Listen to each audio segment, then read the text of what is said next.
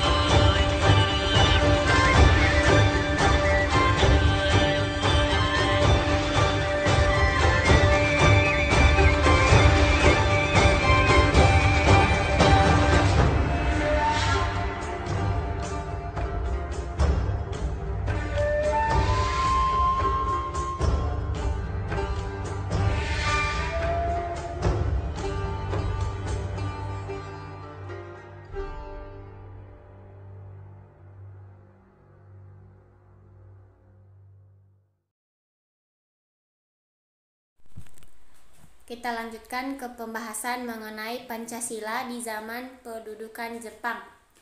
Pada 1942, Jepang masuk ke Indonesia dengan membawa propaganda Jepang mengaku sebagai saudara tua dari Indonesia.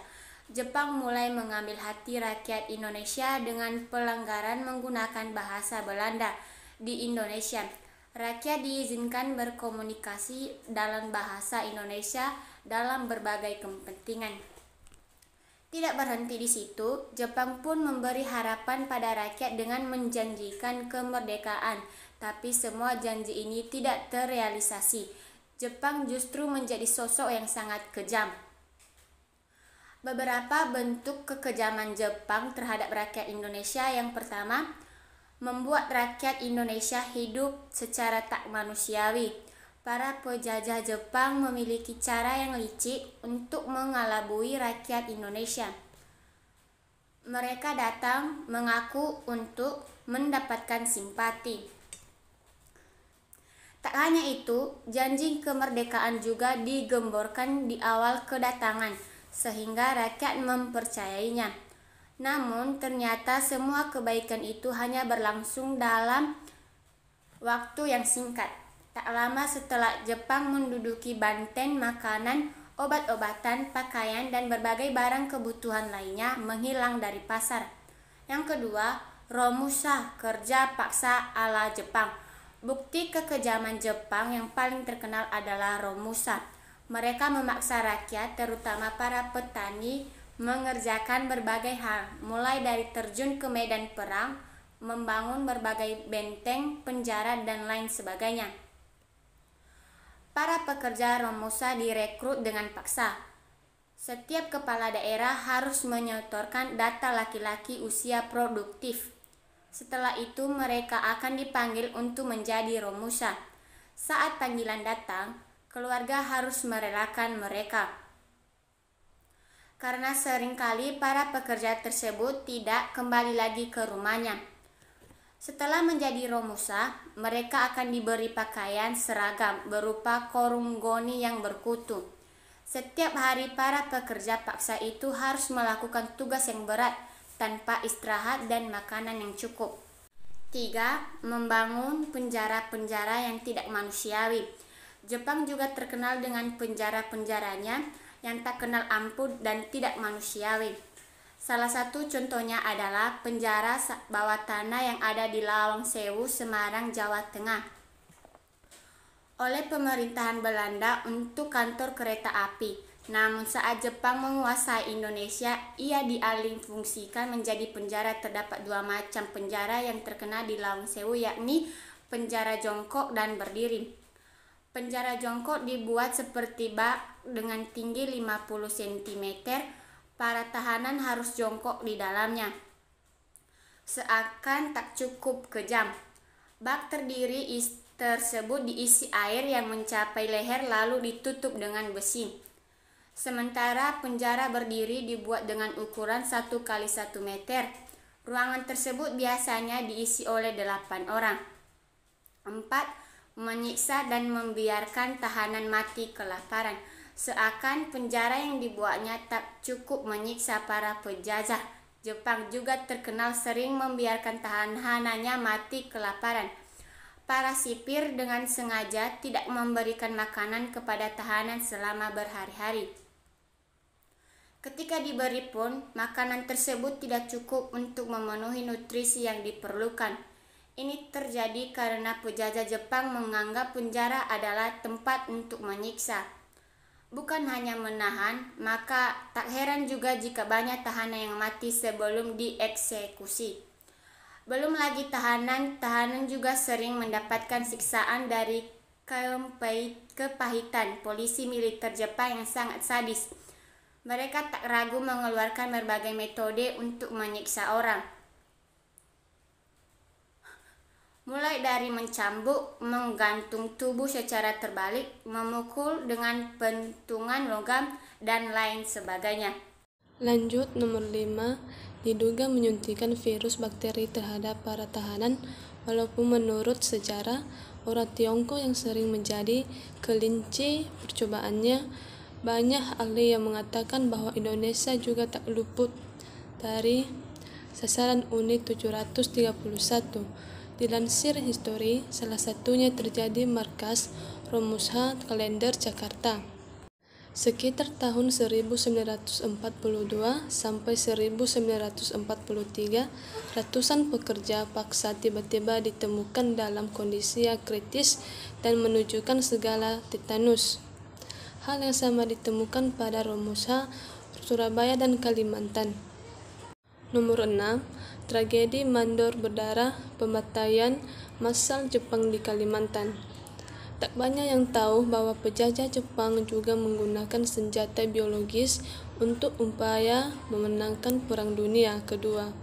Metode ini disebut sebagai Operasi Unut 700-1 yang memiliki laboratorium di Harbin atau Tiongkok. Jepang pun mengakomodasinya dengan membentuk Nishinkai, organisasi politik yang bertujuan untuk mendukungnya. Namun, tokoh di dalamnya diam-diam memata-matai pergerakan Jepang untuk melakukan serangan balik. Nomor 7. Menjadikan para perempuan sebagai budak seks atau jukun lanfu. Para tentara akan datang setiap harinya untuk memperkosa mereka. Sayangnya gerakan bawah tanah mereka ketahuan semua tokoh Nishinkai, keluarga kerabat, dan siapapun yang terlibat di dalam diciduk. Dengan mata tertutup dan tangan terikat, mereka dibawa ke tempat tersembunyi dan dibunuh dengan cara dipenggal atau ditembak mati. Terakhir yang sering terlupakan adalah Jepang menciptakan Jugun Lanfu. Ini merupakan istilah yang diberikan untuk memanggil para perempuan yang dijadikan budak pelacuran paksa untuk tentara Jepang. Korbannya mayoritas berasal dari Korea, Malaysia, Tiongkok, dan terkecuali Indonesia. Bahkan mereka juga tak ragu memukul, menampar, dan bahkan menikmati hingga mati ketika perempuan itu melawan. Dilansir BBC, tak terbayangkan betapa buruknya perlakuan tentara Jepang terhadap lanfu hingga mayoritas dari mereka mengalami kerusakan rahim. Pemerintah Jepang disebut-sebut telah meminta maaf akan kejadian dalam Perang Dunia Kedua. Namun hal itu tentu tidak sebanding dengan luka fisik dan mental yang dibawa para penyintas lanfu seumur hidupnya. Terima kasih. Demikianlah hasil diskusi kami dari kelompok 10. Kami ucapkan terima kasih.